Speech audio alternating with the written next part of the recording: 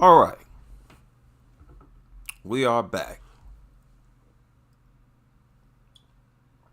I wanted to wait until later tonight, but I won't be able to.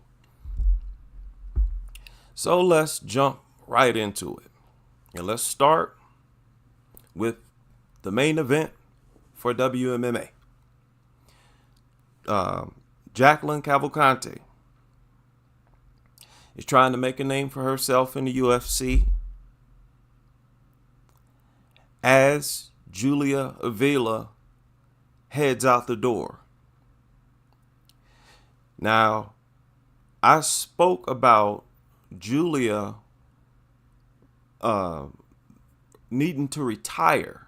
I actually made a video, if I'm not mistaken. It may not have been a whole video, but I talked about it. Julia cannot, and it's not just Julia, most girls can't juggle those two lifestyles. Just because you see one fighter do it doesn't mean that's a good idea for you.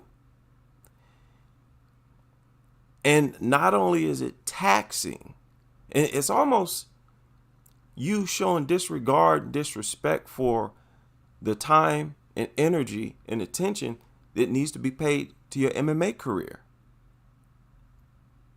It should be common sense that if you want to be successful in MMA, it requires mom time.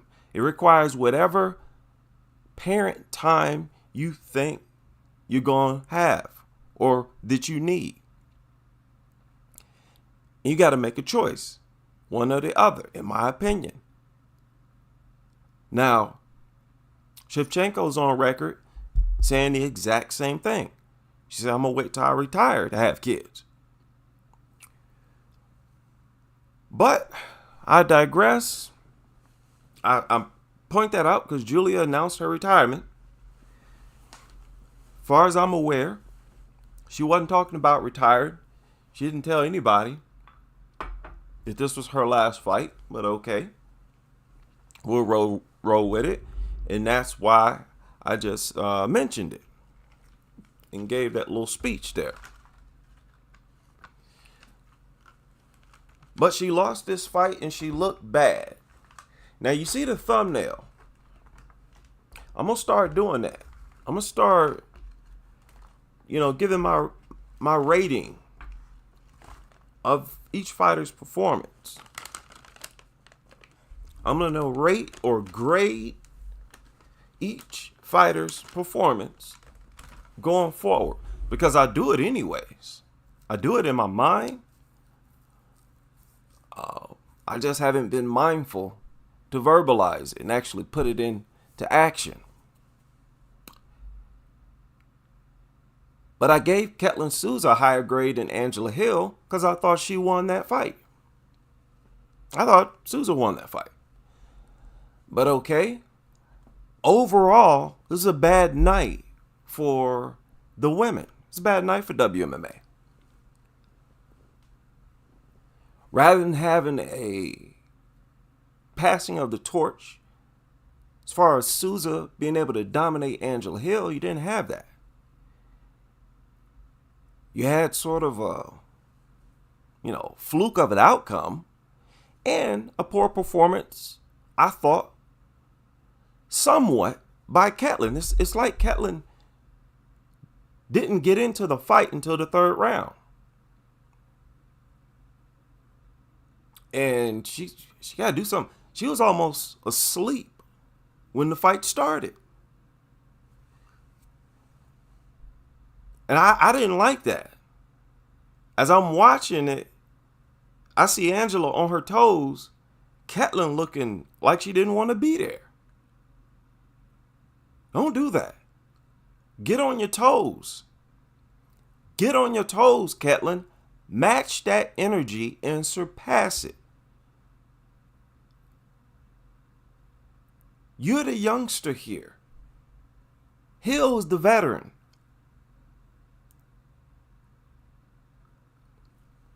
But, like I said, let's start with the main event. Now, I picked Cavalcanti in this fight. And in my prediction video, I said that Cavalcanti needs to stop Julia because it's a bad fight for Julia. And it's so obvious it's a bad fight. It felt like the UFC was trying to hand Cavalcanti a stoppage victory. Almost as if the UFC knew this was the last go-round for Julia.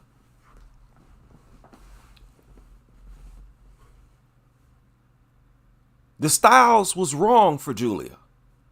She's not a good wrestler. Julia's not a good grappler. Her takedown's not that good. Ground game's not that good. And her striking's not that good. Like I said, she don't really do nothing great except for maybe a front kick. She got a great, and you know, some of her punches is pretty hard. She got great power and grit. Although she was missing some of that grit tonight.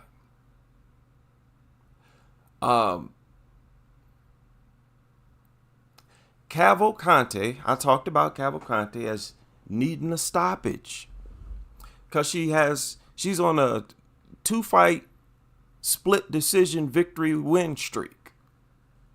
That's not going to last forever. It's just not. Her fights are too close, and they shouldn't be. They shouldn't be. I felt like in the third round, before the third round started, I felt like Julia accepted that she was about to get stopped in her mind. That's why she went out like a wounded animal trying to stop Cavalcanti.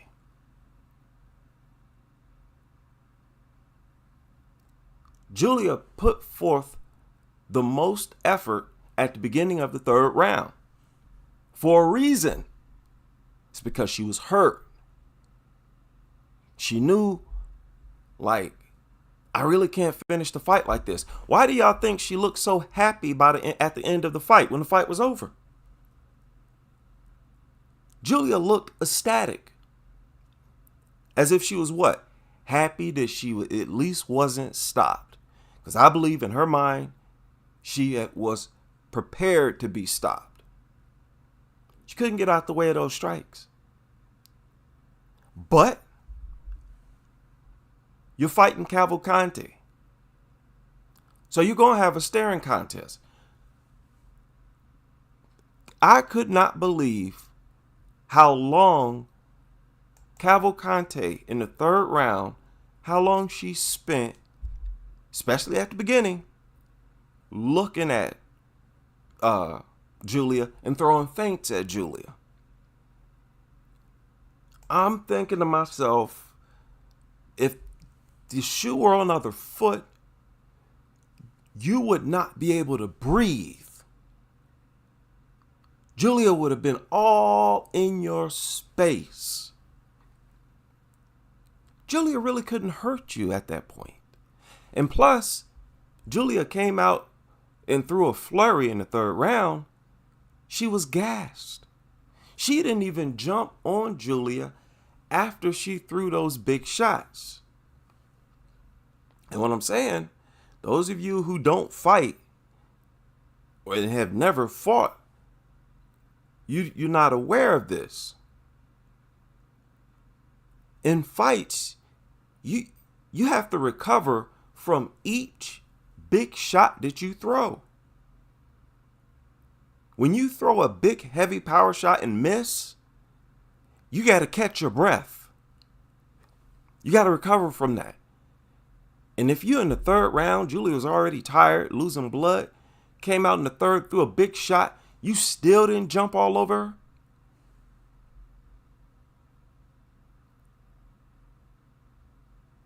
Man, it almost seems like a disability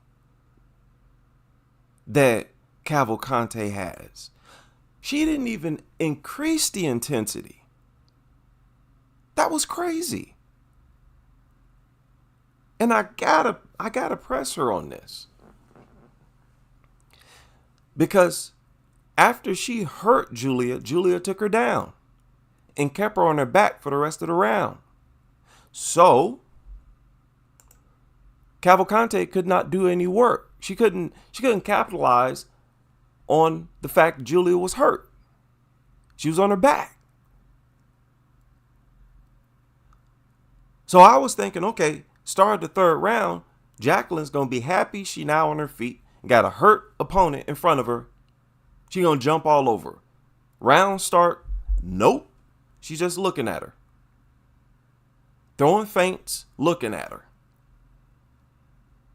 Julia throws a big flurry. I'm thinking to myself, oh, there it is.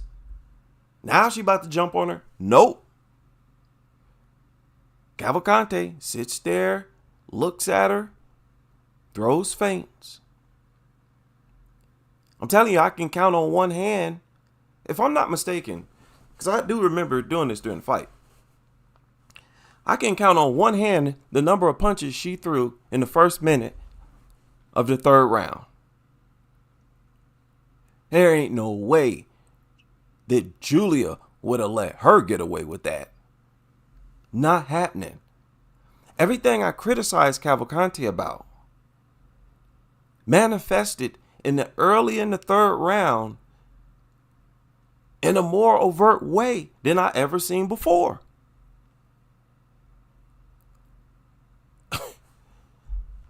So wow,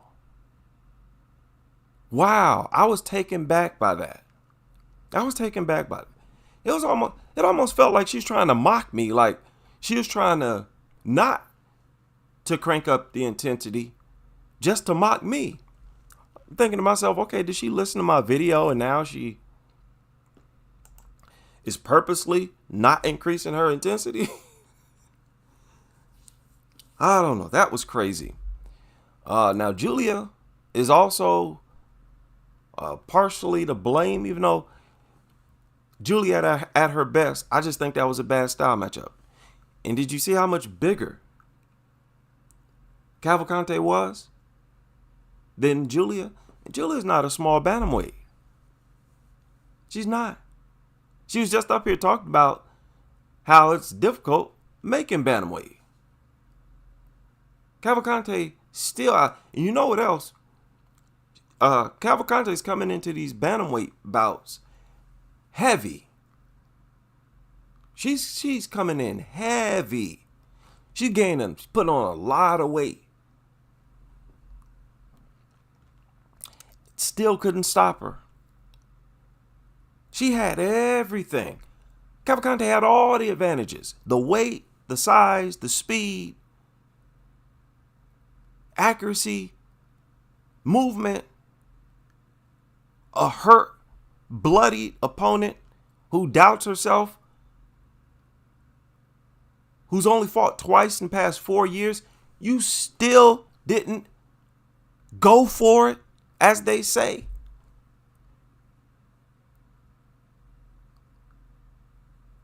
Just no killer instinct. No killer instinct. You still didn't go for it. In boxing, for example, Floyd's uncle Roger Mayweather, he referred to it like he would say, try him out this round. We'll try him again next round. They were so accustomed to referring to closing the show, cranking up the intensity, they basically gave it a nickname. Try him out. Okay, let's try him out this round. What did that mean? Increase your output and try to stop him. You fight different when you trying to stop your opponent. And that hurts Cavalcante. When you don't even look like you're trying to stop your opponent, you setting yourself up to lose decisions. I can see it now. She gonna be one of those fighters who go on decision loss streaks, where some of those fights she actually won. But, lost on the cards officially because of her style. If I'm not mistaken, the judges are starting to take into consideration whether or not you're actually trying to close the show. That's why they give more credit to power shots. A big reason why I thought Ketlin Souza beat Angela Hill.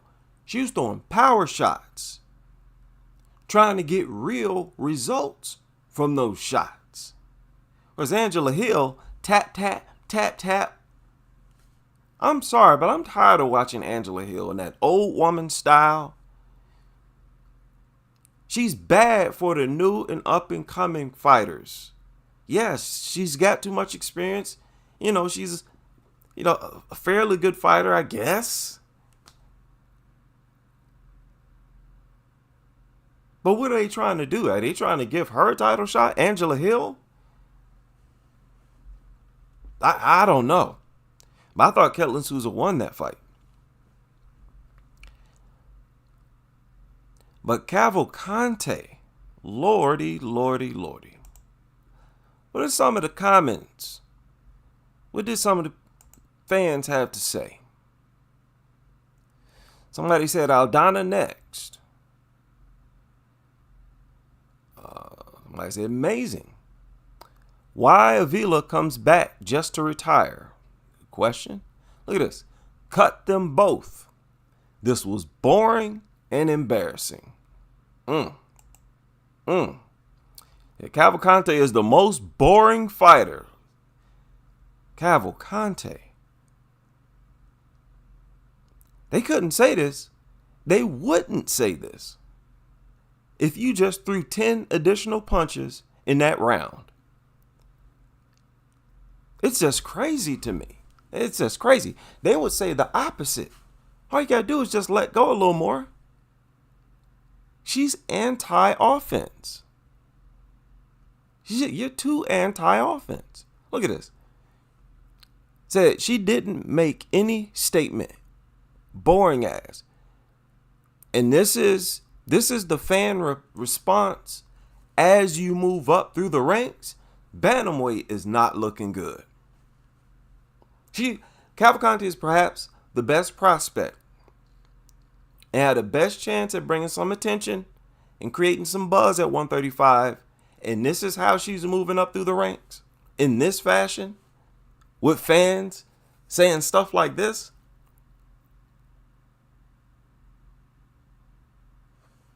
Man.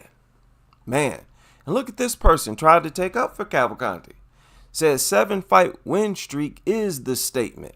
And that's a lot coming from, listen, when you got split decisions scattered all in that 7-fight, and it's just a 7-fight win streak. And you got split decisions scattered all in there. That's a bad sign. You see, we are accustomed to the warning signs. At the most, one split decision win. No. And even in the third round, when she sort of tried to crank it up, it was very lackluster. Did y'all notice that in the third round? And I knew she would have to crank it up because I knew Julia would. Cavalcante tried to crank it up in the third round. Go back and watch it. She missed. Her accuracy was all off. Her offense was off in that moment because she's unaccustomed to teeing off. She's unaccustomed to tearing into her opponents. It's the craziest thing I've ever seen. It's like, what are you doing in sparring, in training? When she trains, she is supposed to be teeing off on her sparring partners, practicing her flurries aggression, cultivating, getting in the mood, the habit, programming herself to let loose when she has to. It don't look like she trains for that. Which is, again, that's crazy to me. So, wow. Here's the thing.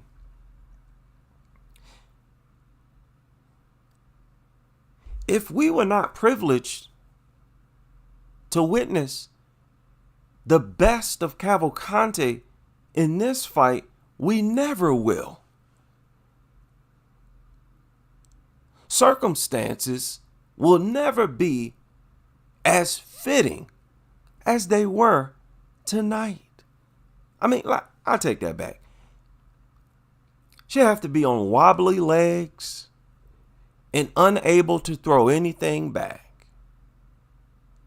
So, conditions have to be extreme for her opponents, for her to even crank it up.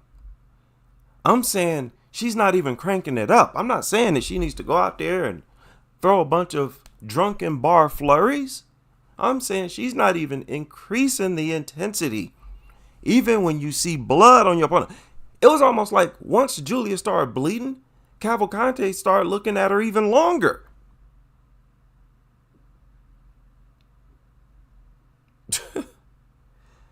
Oh, man. That was disappointing.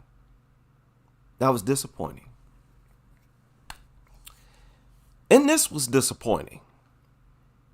Just an overall rather lackluster night for the women. It's okay. This happens from time to time. They'll bounce back. They usually bounce back. They'll do this nonstop. They'll go back and forth. But honestly, I don't think it needs to be this way. We don't have to have nights like tonight. And what was going on with Ketlin Souza? She almost looks depressed in there. She looks like she's dealing with depression. The mood swings in WMMA. Is it a problem? I'm seeing way too many women come in there with what looks like a whole lot on their mind before a fight. Ketlin has started to completely cover her entire body with tattoos. And that might even be a bad look for the judges. Especially when you're going against a fighter with no tattoos. I don't know. Ketlin she has this gloominess over her. She looked, just depressed. And she fought like it before the fight started. And then after the fight started, it was like she was trying to wake up. Now, by the second and especially by the third round of this fight, I saw flashes of brilliance from Ketlin Souza. The way she decided to pot shot Angela Hill and use movement, I thought was genius. And it was the best style to use against Angela's dancing, bopping, female MVP version. Her style is kind of awkward. It gives a lot of fighters problems, Angela Hill. But Souza looked like she cracked the code 100% effortlessly. She was just painting Angela Hill repeatedly with clean, flush power shots.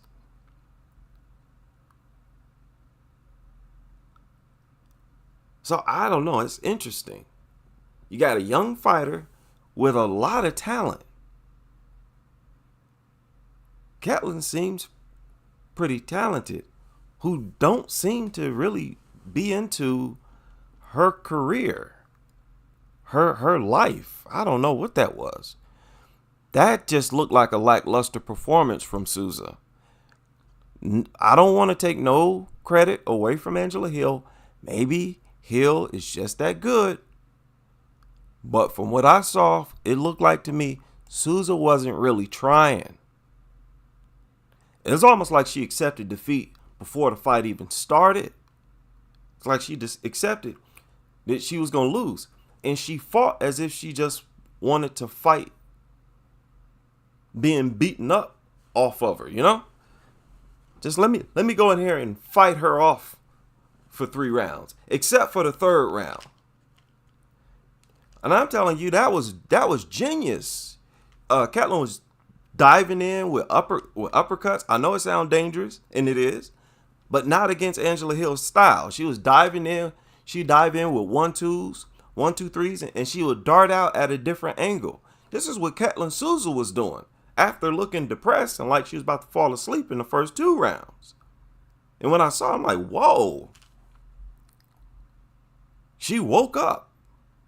So I don't know. I just don't like to see that. I want to see the best of athletes when they perform, or at least very close to it. That's what I'm used to.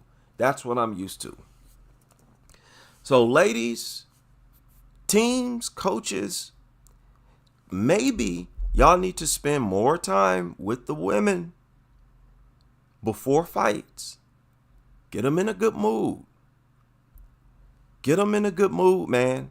Y'all might need to do something with the women that you don't normally do with the men.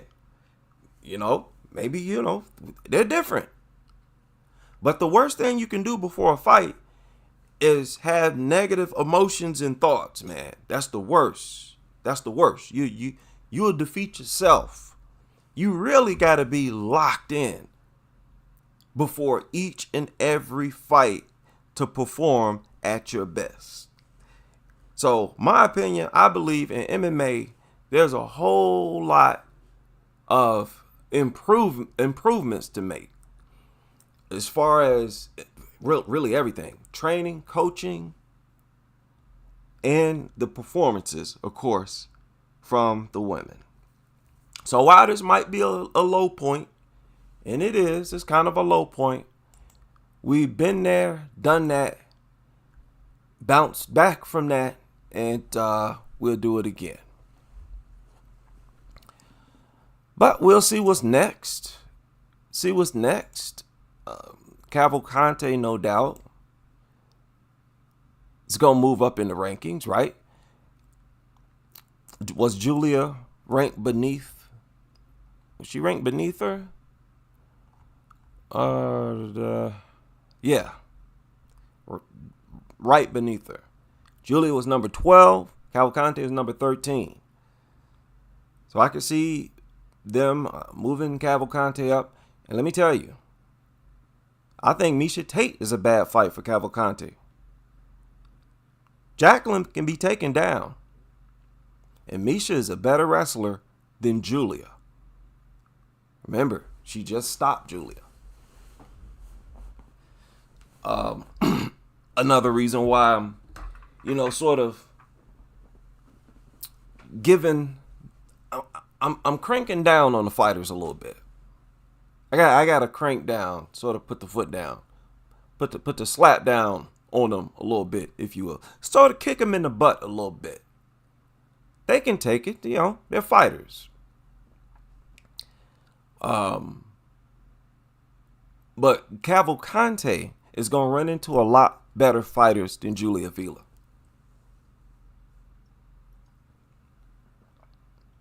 Her journey is just getting started. The time to improve is now. The time, even if it's a little bit each fight, the time to change and make improvements is now. Shout out to the fighters who make improvements. We need to make a list of the fighters who made obvious improvements. Valentina Shevchenko, Weili Zhang, Chris Cyborg, Some of these fighters look like night and day. They made so much improvements. And remember, Chris did it in the later part of her career. It can be done. So I don't want no excuses. Oh, some fighters just fight a certain way. You can make improvements. And I'm sorry, it just don't look like they're trying. A lot of these fighters don't look like they're trying, which suggests that their team is not even trying to make those improvements. But yeah, some interesting fights in the future, possibly for Cavalcante. And another big reason I'm coming down on Cavalcante is because I'm such a fan of her execution. When she lets go, she throw hands like a man. And that's a big part of it. I'm seeing you throw hands like a man, so I'm trying to get you to throw hands like a man. Don't go in there. Stop these staring contests, girl. Jacqueline, stop it right now. All that staring and looking. I don't want no more fighters like. Shout out to Dana White, Mick Maynard. Sign Melissa Croden. I'm taking it there. Because even though Croden lost to Cavalcante, Croden is a maniac. That girl got issues. She goes in there and lets the shots go. That's why she's so much more of a stoppage threat than Cavalcante. I know that Cavalcante's how reserved she is. I know that might have contributed to why she's currently undefeated. Why she hasn't been knocked out yet. I get it. But are you at least trying? Are you trying? Just like you work on increasing your output, work on increasing your defense. She still don't move her head. Cavalcante still keep her head right there on center line. So if she's starting to increase her output, also increase your defense. And look at her hands. Her hands are not always up. Put your hands up. I don't know, man. It just seems like these trainers, their team, their camp, seem like they just really don't know what they're doing. That's what it's looking like from this seat. Now, if I'm not mistaken, we got, let me see here. Oh yeah, we got more fight cards coming. We got more fights coming. And I'm about to check out a few of them right now. Let's see here. Come on, ladies. Stop with the pity pat punching. Stop with the staring, with the looking, with the throwing 1,000 feints. Stop with all these feints and fainting and staring and looking. That was a bad way to start out the card.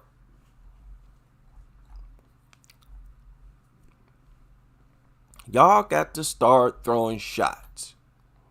All right, now let's look at this before we get out of here. The next fight card is next weekend. Cejudo versus Song. On that fight card, we have, what do we have? None. You see that, ladies? You see that? We're seeing more and more of that. Y'all notice that? We're seeing more and more cards where they're saying no women. This is why y'all got to deliver when y'all on these fight cards. This is why I'm so hard on y'all.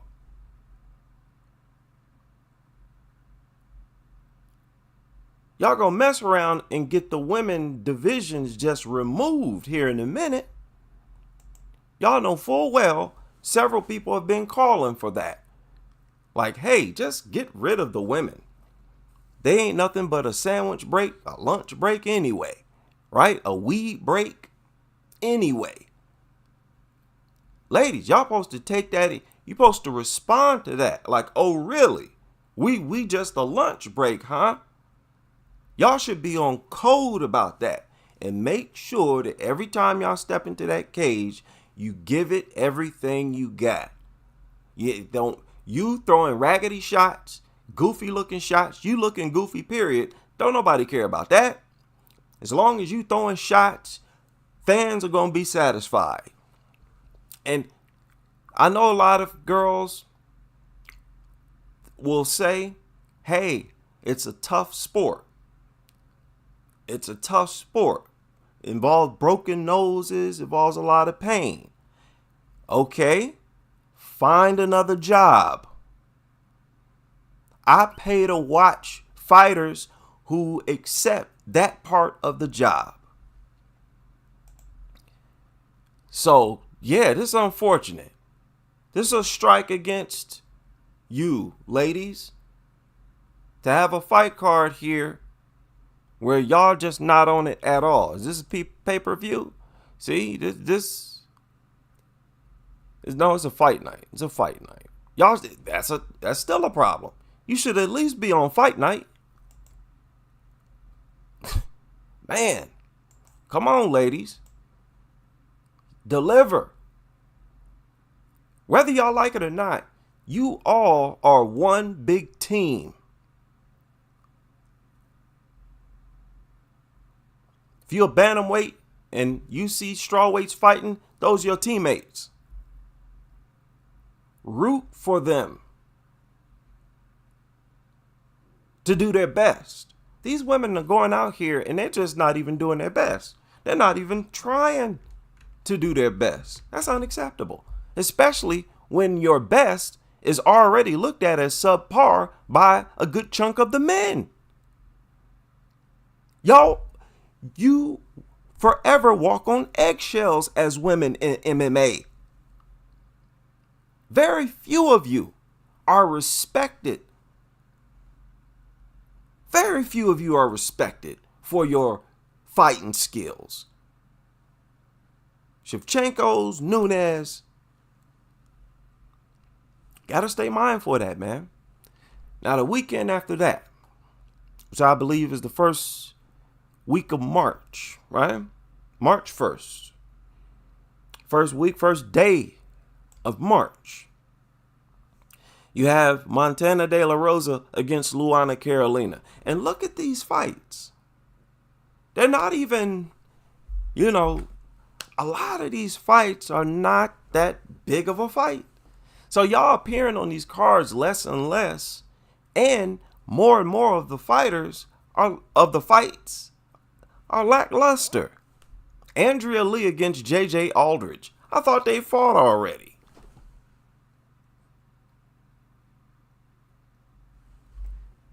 Okay, but I'm going to watch. I will be watching. I'm just saying. This is why y'all got to deliver when you're on these fight cards. You got to deliver, ladies.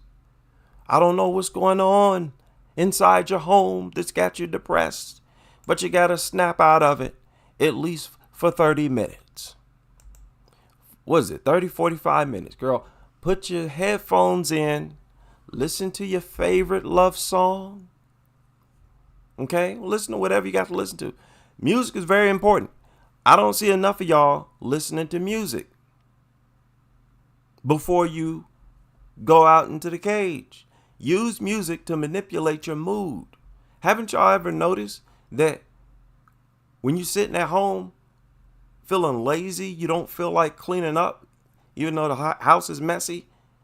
You find motivation as soon as you turn on some music, start dancing a little bit, get the flow. You change your whole spirit and energy with music. I'm just throwing that out there. You got to use everything at your disposal. You can't afford to be going out there in a poor mood and not prepared for war. It's like Rose and Carla. Rose come out talking about, I didn't feel like getting punched in the face this night. I wasn't in the mood to get injuries on my face. That's literally what she said. Didn't feel like getting a busted lip, a puffy eye. I'm a woman.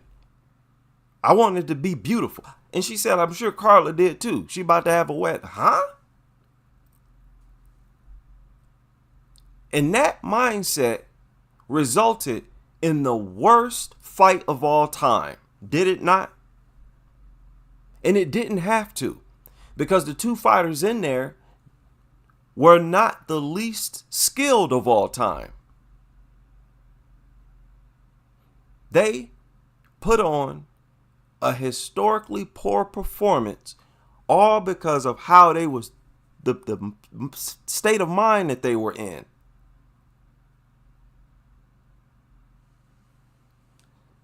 So I'm big on that, man. I take that serious. Ketlin, hey, everybody, y'all better cheer up. What you depressed for? We the ones that deal with depression.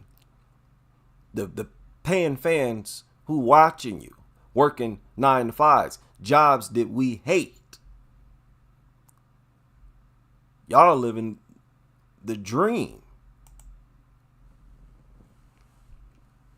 Could y'all imagine if you work out, which is basically having fun for gym rats, for a living? That's exactly like basketball.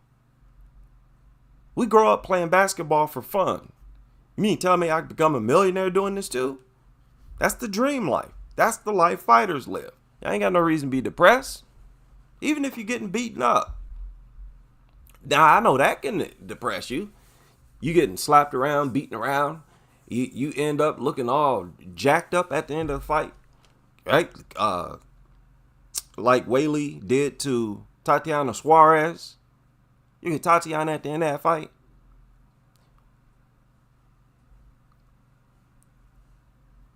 That can depress. But hey, your bank account should cheer you right on up. And the fact that you live in the dream life and the fact that y'all gonna retire at an extremely young age. Look at Joanna. There ain't a hard-working blue-collar worker alive who ain't envious of Joanna's lifestyle. Done retired before long before 40. Retired. And she does not have to worry about going broke ever. Y'all live the dream life. What is going on with these fighters, man? Y'all got to get these. Now, from what I understand, they do have like fighter psychologists or not psychologists. Yeah, something like psychologist or what's the other one? It's not a psychologist.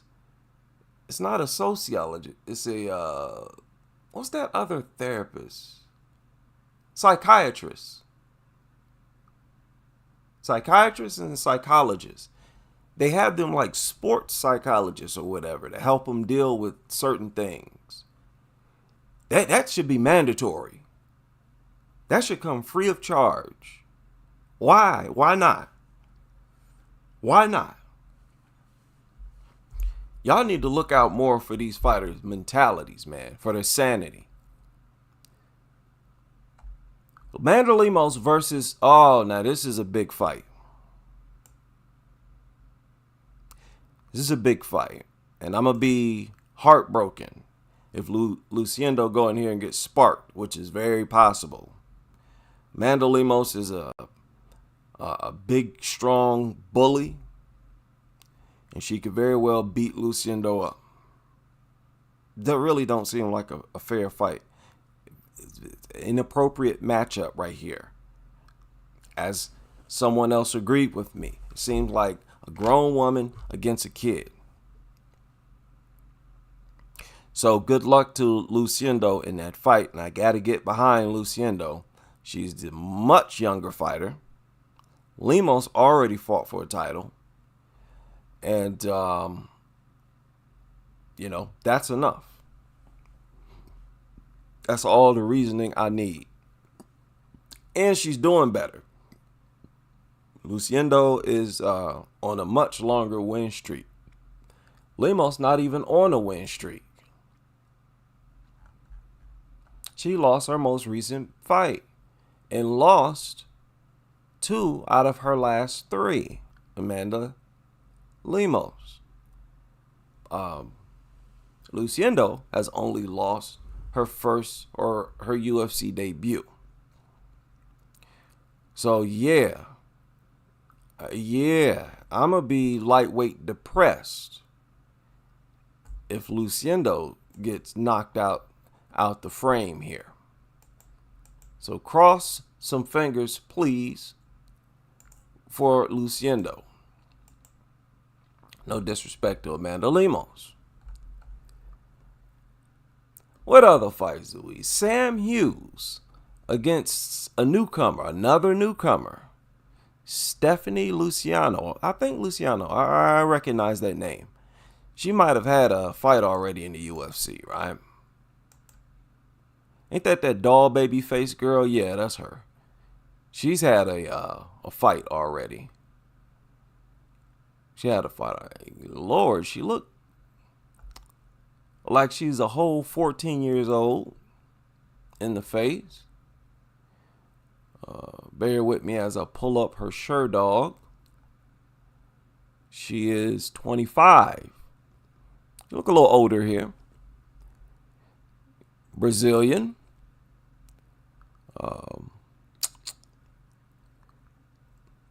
Undefeated in UFC. And they give her Sam Hughes. I'm going to take her in this fight, though. I'm going to take her in this fight. Even though I like Sam, she's like Angela Hill. She's there to derail potential stars, title contenders. That's what Dana likes that. This is what I believe. Dana, UFC, all of them. They don't want that many stars. They don't want a whole bunch of stars. They want very few, and they want complete control of the few that they have. They want to, because a lot of these girls, they have a buzz before they come into the UFC. And Dana don't want them to come into the UFC, win by stoppage, humiliate his UFC fighters, because that gives the fighter more leverage. Then they can start making big demands and all this kind of stuff. He like to see them get knocked off their high horse, preferably on their UFC debut. That way, Dana know, I got you in the palm of my hand. You take whatever amount of money I'll give to you. You know what I'm saying? You ain't that good. Carly Judas against Eunice Dubin. Now, I have not watched this girl fight at all. Okay, we got some newcomers coming in. Women, you got 2 fights on this card. 2 fights. What is that? March 15th. Okay, we're going too far in the future. I'm just trying to show y'all there ain't that many big fights. And on some of these cards, there are no females on these cards. Shauna Bannon against Pooja Tomar. Pooja Tomar.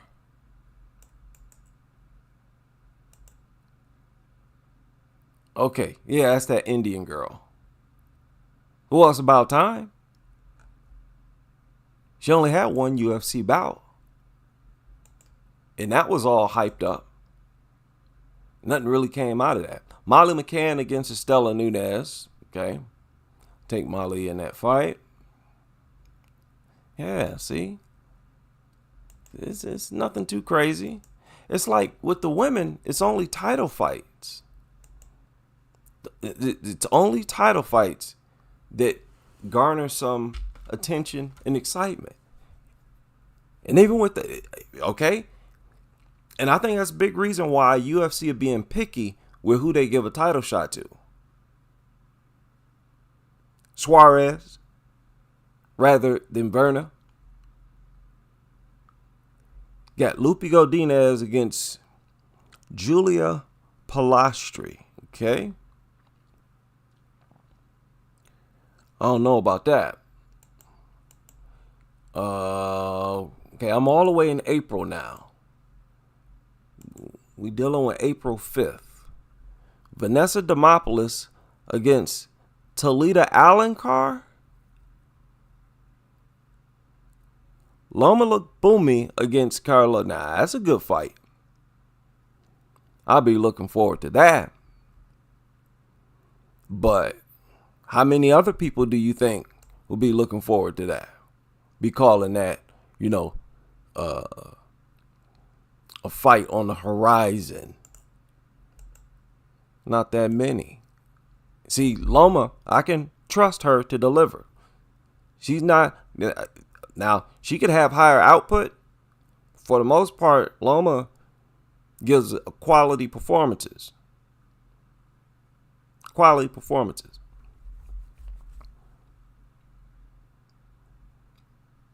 Everybody, all these fighters, man, can increase their output.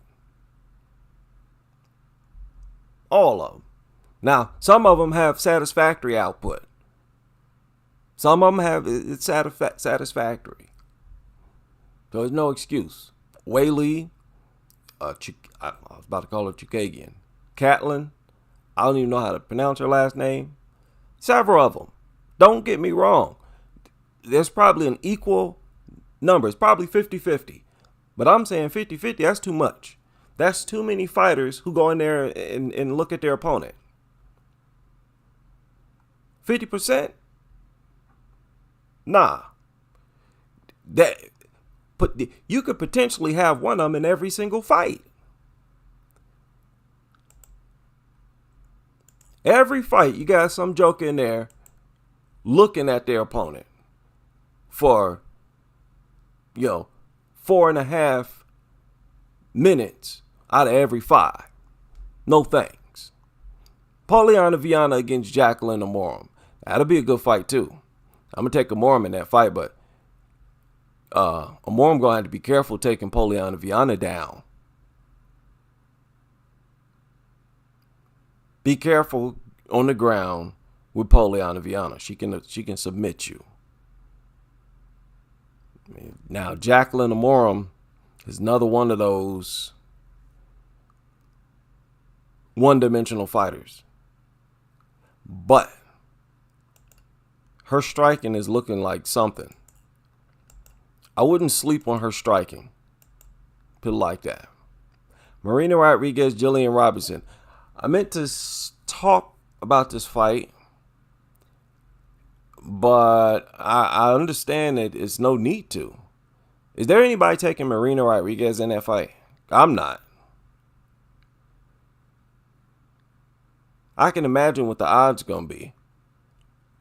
Who is taking Rodriguez? I'm sorry, I'm not. There's no. That should be a fairly easy fight for Jillian. If you ask me, we'll see if Rodriguez has made any improvements. Hopefully she has. She can show us some diversity in her portfolio. Ain't got no fights on this one. So yeah, that's what it is, man. And that's going all the way up into June. Ladies, y'all making fewer and fewer appearances. It's almost looking depressing. Fewer appearances. And when you have fights on these cards, a lot of times they're getting mocked. They're getting mocked. You really can't afford to pull out of fights either. Be extra careful in training. Why can't the women average have a better average than the men on average. Meaning, why can't women on average pull out less, be more likely to have fights go through, have fewer pullouts?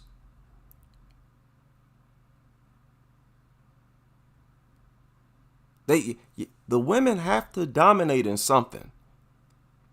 They have to be better than the men at something. Because it's not defense, it's not offense, it's not boxing, or none of that stuff. Okay, go play with other things. Like the dust-ups. Go make a post, go make a tweet and call out somebody. Have more cat fights. Have cat fights, period. Because guys don't have cat fights.